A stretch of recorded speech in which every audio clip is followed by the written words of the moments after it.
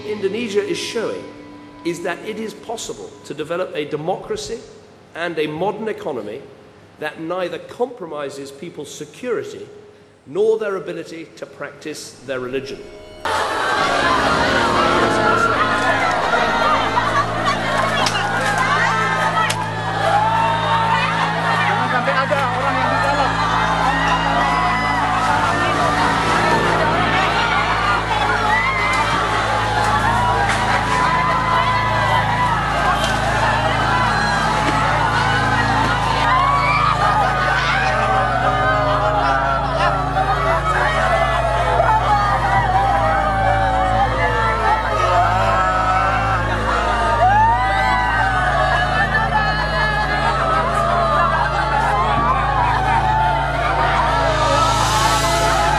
Indeed, far from endangering safety, prosperity and religious identity, it is democracy that helps to ensure them.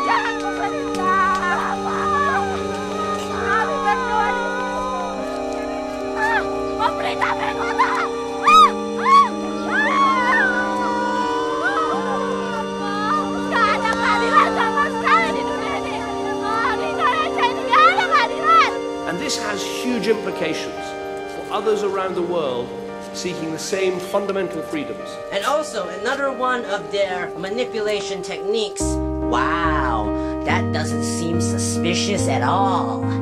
In places like Egypt, Iran, and Syria, Indonesia's transformation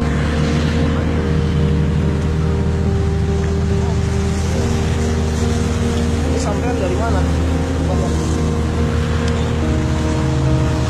Dia memakai pin PKI. Lalu kenapa dipakai pin PKI? Hah? Lalu siapa? KTP lu mana? KTP lu? KTP lu mana? Helm. Hah? Helm lu pakai helm lu? Hah? Ini siapa nih? Kenapa lu pakai pin PKI? Hah? Ya lu bukan PKI, kenapa pakai pin ini? Hah? Buka helm lu. Buka helm lu. KTP lu mana? KTP lu mana? Hah? KTP lu masuk PKI lu ya? Hah? Lu kan PKI lu ya? Hah? Lu kenapa pakai pin ini? is not just vital to its own future, prosperity and security. If Indonesia can succeed, it can lead the world in showing how democracy can offer an alternative to the dead-end choice of dictatorship or extremism. Radical Muslims are pressuring officials to close churches and jail pastors in Indonesia. Shouting bongkar, which means tear down. These Muslim protesters are demanding a Christian church be shut down. Now, one of the premier aid givers in the world, saying that our aid, actually, we want to see countries that receive our aid adhering to proper human rights. I believe the public is right behind the approach that we are taking. Osborne insists that Britain is heading in the right direction, and he's confident that 2011 won't see the UK consumed by protest. Good evening. Fires are burning across large parts of London tonight as more serious violence breaks out in the streets of the capital for the third night in a row. Just briefly, a couple of points here. You've got a bit of a record of this sort of thing, haven't you? When you were 16, you were convicted of arson. You set fire to 2 greenhouses. The idea that has any relationship with what has been going on in Nottingham or in other cities. I'm just thinking you might have an empathy with a 16-year-old mind that has a desire to burn things. Of course I don't have empathy with people who break the law. Of course I don't have empathy with people who destroy their own communities. I didn't do anything like... You were convicted of arson and given a community sentence. I was not convicted, and for heaven's sake, to try and make a link between a totally unrelated event, which is nothing like the level of public disorder. I was only trying to see if you had empathy with the people who were doing this. I do not. Do you? Well, I think it would be a more valid and constructive way forward to try and understand what's going on, rather than just threatening people with water cannons and rubber bullets. I don't think this is time for empathy for people who are breaking the law and trashing their own neighbourhoods. And I think Colonel Gaddafi should, just like all other rulers in the region, start listening to their own people. So I want to make something very clear today. Will I ever join a Conservative government? No. But rioting in the streets, it's a bit much. I think there's a very serious risk. It's simply ludicrous to suggest that someone smashed the window to steal a BlackBerry, to steal the latest pair of Adidas trainers, because they didn't like government policy. They don't like government policy, come and protest in Parliament Square. As it happens, what I was warning about last year was about government protests against government. This wasn't protests against government, it was a nihilistic outburst of acquisitive crime. So far, to my knowledge, not a single Liberal Democrat MP has committed the biggest abuse which has emerged in the revelations over the last few days, and that's flipping from one home to the other to avoid capital gains tax. You said on the TV debate on Thursday night that what I've supported all my adult life is a complete clean-up from top to toe of politics. Yet in your own expenses claims, you regularly claim more than Gordon Brown or David Cameron. You claim for £5,000 for a new kitchen, a gardener to prune your apple and plum trees, a handyman to build a wall for your rose garden, a shopping trip to IKEA for cushions, napkins and a cake pan. That doesn't sound like you spent all your adult life trying to clean things up. This is a nihilistic outburst of acquisitive crime. Not a good day for the Tories. No wonder David Cameron, leaving home, looked like he'd rolled out of the wrong side of bed. Well, I am angry about what has happened. It is out of order. Some of this is an abuse of taxpayers' money, and I'm going to deal with it. But yes, I was claiming a large amount. There's black ink all over the version of MP's receipts published today. It's all you were ever meant to see. That was thieving. It's no good trying to blame that on someone else.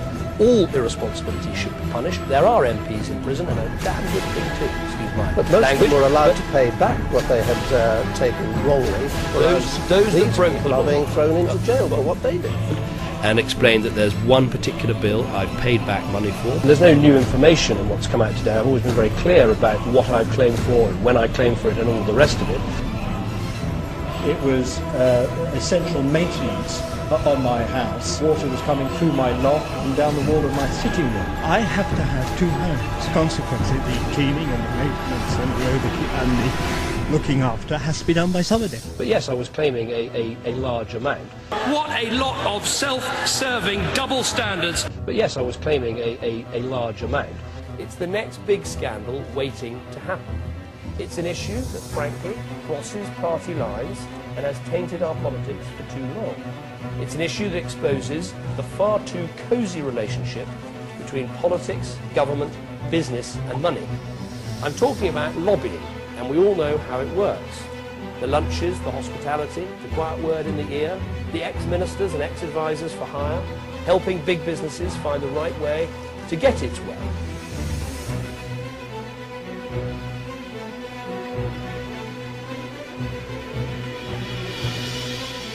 Thank you, Andrew. Good morning. The Conservatives' chief fundraiser has resigned after he was secretly filmed offering access to the Prime Minister in exchange for a substantial donation. The party's co-treasurer, Peter Cruddas, made the remarks to undercover reporters from the Sunday Times. He's described his actions as bluster and said he deeply regretted any impression of impropriety. What a complete nonsense. And I have this very clear message to those people who are responsible for this wrongdoing and criminality. You will feel the full force of the law. And if you are old enough to commit these crimes, you are old enough to face the punishment.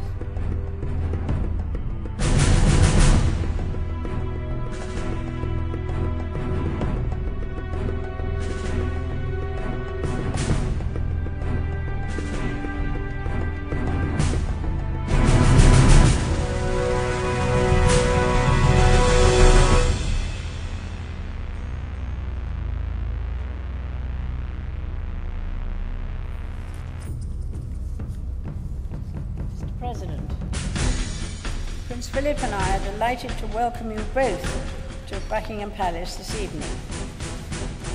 This year has been an important one for relations between Indonesia and the United Kingdom. Your visit marks a further step in strengthening our relationship and follows that of my Prime Minister, whom you welcomed to Jakarta in April. Our two island nations share a longer history than many imagine. More than 400 years ago, Sir Francis Drake circumnavigated the world. On that trip, he was cordially received in Jakarta, becoming only the second European to visit Indonesia after Marco Polo. The ties between our countries endured in the centuries that followed. In the 19th century, Sir Stamford Raffles, a British name synonymous with Southeast Asia, was appointed Lieutenant Governor of the then Dutch East Indies. His book, History of Java, is enduring evidence of his affection for your country. He was particularly fascinated by your fauna and flora, and we are proud to have examples of some of the specimens sent back by him to the Royal Botanical Gardens at Kew. Looking at the more recent past, Prince Philip and I remember fondly our state visit to Indonesia in 1974, where we were struck in particular by the warmth of our reception. But the Indonesia of today is, of course, greatly different from the one I experienced back then. Under your leadership, Mr. President, Indonesia has performed a remarkable transformation. It is now a thriving democracy and one of the world's fastest growing economies, which is playing a greater role on the international stage.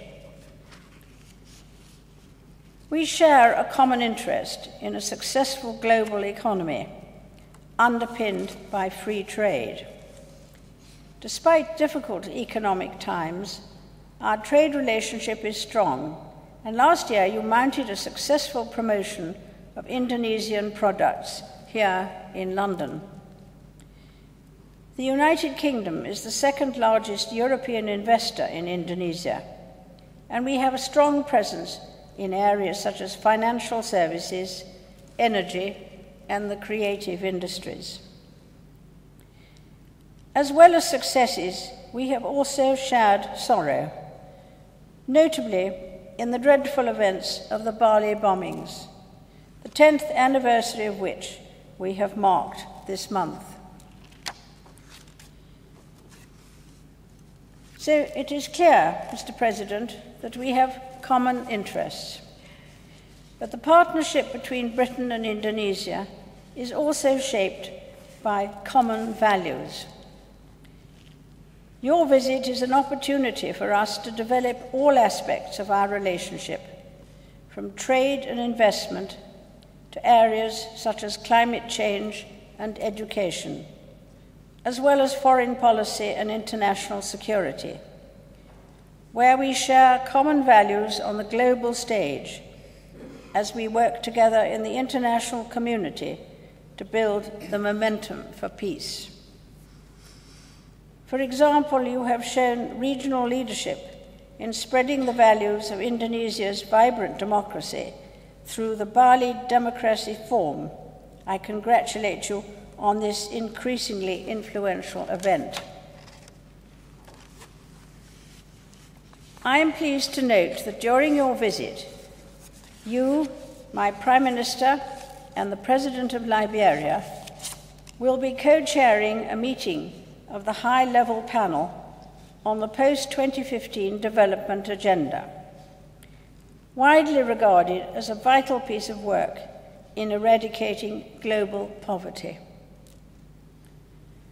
And so, Mr. President, we welcome you here during a special year for this country, where we have seen the Diamond Jubilee celebrations, followed, of course, by the Olympic and Paralympic Games.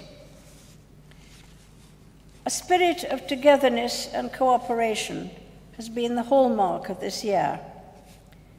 And in this spirit, I'm confident that if we work together on our shared aspiration to build a prosperous world based on fundamental freedoms, the partnership between the United Kingdom and Indonesia will continue to flourish.